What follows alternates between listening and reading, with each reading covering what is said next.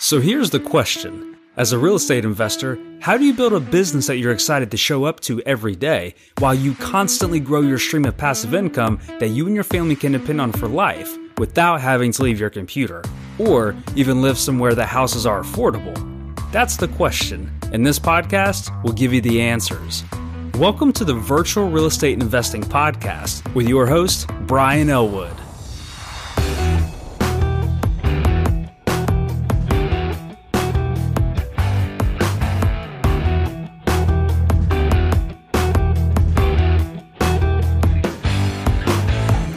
What's up, guys? Brian Elwood, and welcome back to another episode of the Virtual Real Estate Investing Podcast.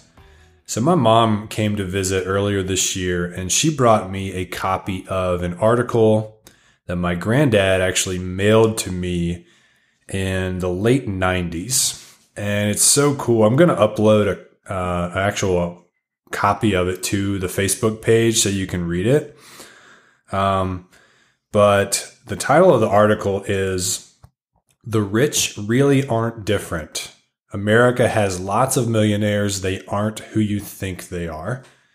And my granddad's commentary on it says, "I thought this was interesting and thought-provoking. Brian and David, who's my brother, may want to read so that they can prepare to be millionaires." Papa, this is what we called him. And it's so cool, like just looking at this article because it's such time-tested wisdom. And this episode, I'm basically just going to kind of summarize the lesson that's in this article. And if you've ever read the book, The Millionaire Next Door, it's the same lesson that's the central message in that book. And to skip to the punchline, both the article and the book teach you that the key to becoming wealthy is to live below your means. A lot of the people who have money in America do not look like they have money. They might live right next door to you in a modest home and drive a modest car and wear modest clothes, and they don't go on flashy vacations or anything like that, but they are financially secure much more than you would ever think. That's kind of the whole millionaire next door mentality, or that's philosophy. And that's why this article says America has lots of millionaires. They aren't who you think they are. In fact, this article says that the average millionaire just has a median income of $130,000 a year. Of course, that was back in the 90s when that amount of money went a lot further. But it's my belief that you could become financially secure on even less than money than that in 2017 when I'm recording this episode.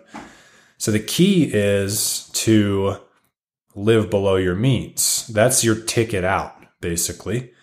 You can try and like cut out your latte or whatever and try to save $5 a week and stuff like that. But really, that's not going to make a huge difference on your overall bottom line.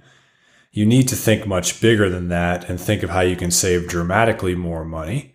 Let's say you have a household income of $100,000 a year between you and your spouse. In an ideal world, and you're going to, kill me for suggesting this, but in an ideal world, you're only living a lifestyle that costs you $50,000 a year to live. And that a lot of families live on that much in America, so it's not impossible. But you would definitely have to make some sacrifices from where you are right now to make that big of a cut, right? You might have to move to a smaller house, sell your nice cars for some old cars or whatever. It'd be a dramatic difference. But the key is that you would then be freeing up $50,000 a year in which you could invest in a compound way. So, in 5 years of living that lifestyle, even if you didn't invest $1, you'd have $250,000 in the bank. And think about that. In 20 years, you'd have $1 million in the bank. It doesn't need to take nearly that long, though. If you had $50,000 a year to invest, you learn to invest in something that makes sense to you, which real estate makes sense to me, you would really explode and compound your situation by you buying houses.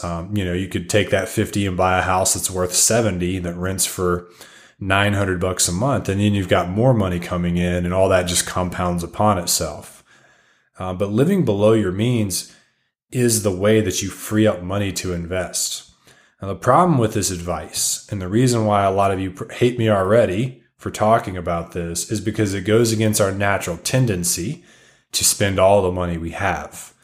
There's kind of a cool analogy that people talk about in finance books called the dinner plate analogy. And basically what it means is that whatever size dinner plate you give somebody, like let's say you have some friends over, you set out some plates and you've got all the shit in the kitchen that people are going to eat laid out, and you say, all right, guys, go make your plates.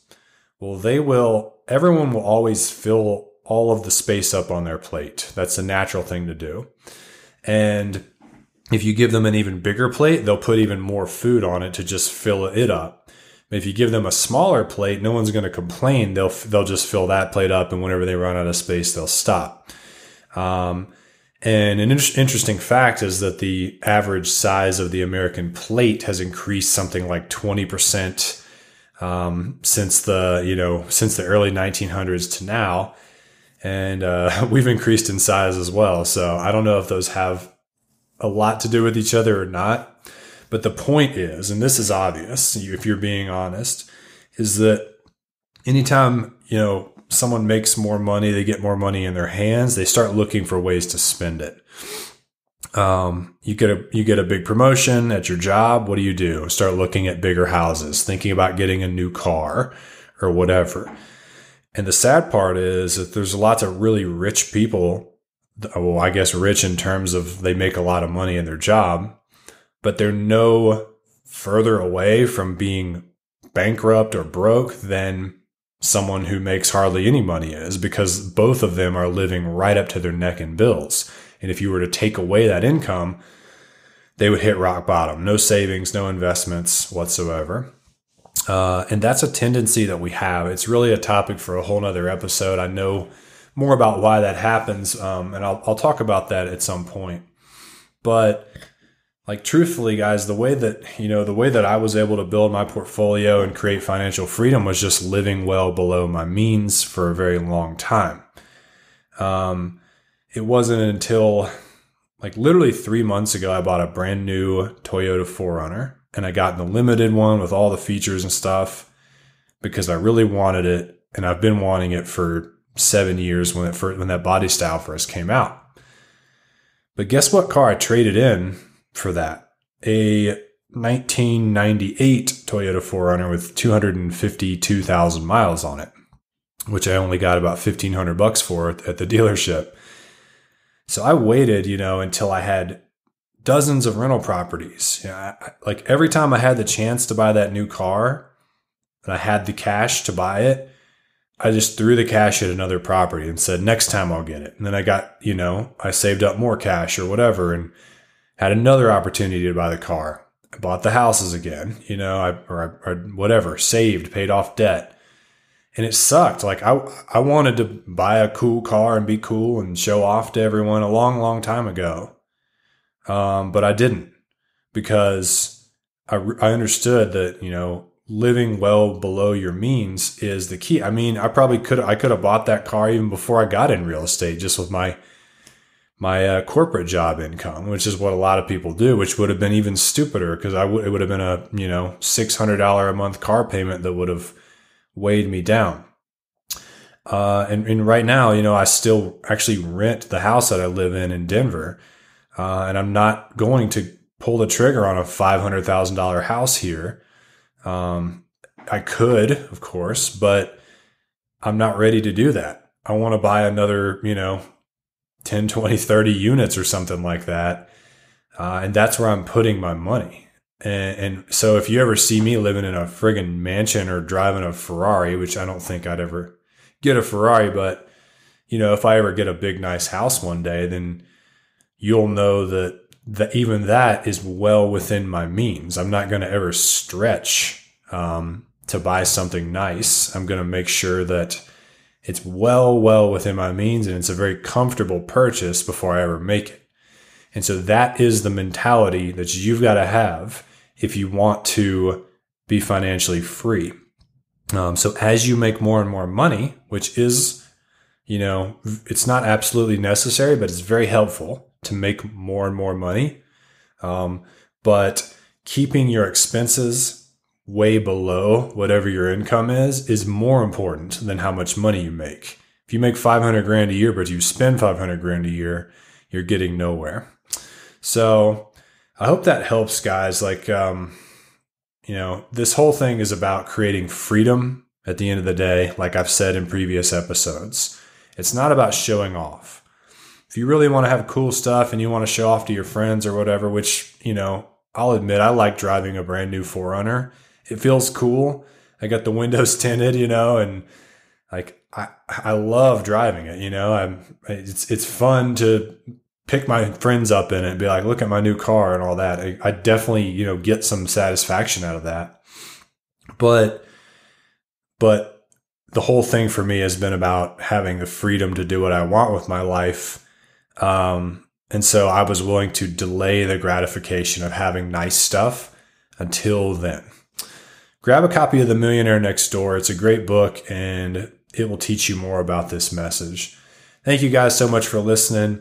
If you want me to answer one of your questions live on an upcoming episode, send an email to brian@brianelwood.net, and I will see you then. Have a fantastic day. Go out there and get it. Peace. Want more? Get your free copy of Brian's book that is changing real estate businesses everywhere. Just go to www.fireyourself.net. Also, register for your free virtual real estate investing online masterclass at virtualinvestingclass.com.